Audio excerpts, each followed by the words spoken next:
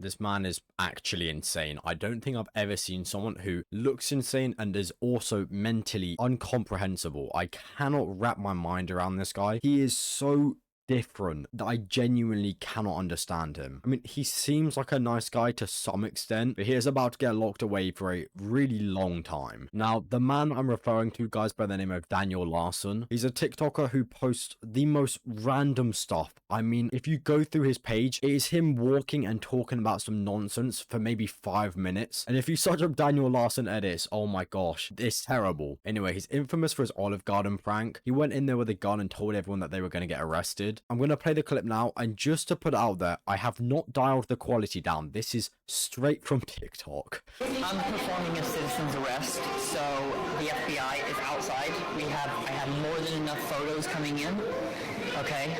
And it's on video. But I was printing out documents? Yes. Okay, so here's the deal. I'm gonna ask you to come over here, actually. Over here. You're gonna calm down right now. You're gonna stop filming me, or I'm gonna call the police and they're gonna remove you from here. I know that's what you want, I know that's what you're famous for on TikTok, but we are not doing that. You're gonna curse me again, or you're going to leave. So that was back in December 2023, and on May 1st, 2024, he has finally been arrested. Now, just to put it out there, this is not his first time getting arrested. This guy's been arrested more times than I can actually count on both hands. It's crazy. Anyway, he's been arrested and charged with 6 counts of use or threatened use of explosive material and 1 count of interstate communication threats. I mean, from the video, okay, he's a fucking madman. But there's an aspect of him where you wouldn't think he's really able to harm anyone. But he's actually actively gone out of his way, no peer pressure by the way, and called multiple different extremely important places, such as courthouses, non-profit centers, the White House, Colorado state government buildings, a college campus, FBI headquarters, just a huge amount of extremely important places, and told them that he's going to blow them up. Now, at the moment, it's not looking good for him. I'll be honest, it's really looking quite awful. So if he's found guilty, which he definitely will be, he could be facing up to 65 years in prison, or if he's lucky, a $250,000 fine per charge, which comes out to about $1.5 million.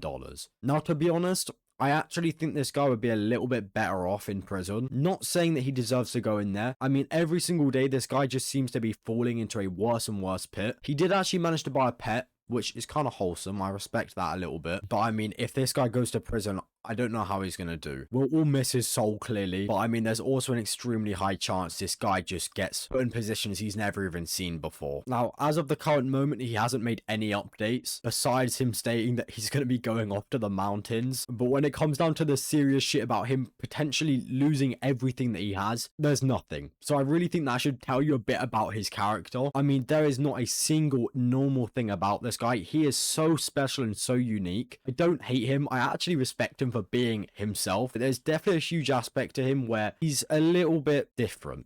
I think that's the best way to put it. And he's definitely being easily influenced by all the numbers that he's seeing online. I mean, if you go on this guy's TikTok, with all due respect, you would never expect someone like that to really blow up. But it's happened and he's earned his place to be there. But it's very dangerous with him being in that position because it seems as if he is very easily swayed by the audience. All it takes is for one person to say, buy a dog and ride it like a horse, and he'll probably fucking do it. Honestly, I wouldn't be surprised if he's done it already. Anyway, yeah, that's just a quick little thing about Daniel Larson. There's not really much else to say about him at the moment. Fingers crossed this guy makes an update. If you guys want to get the best update out there, make sure you subscribe because I'm going to be right on that shit. So we're going to follow this guy's journey together. And yeah, that's about it. See ya.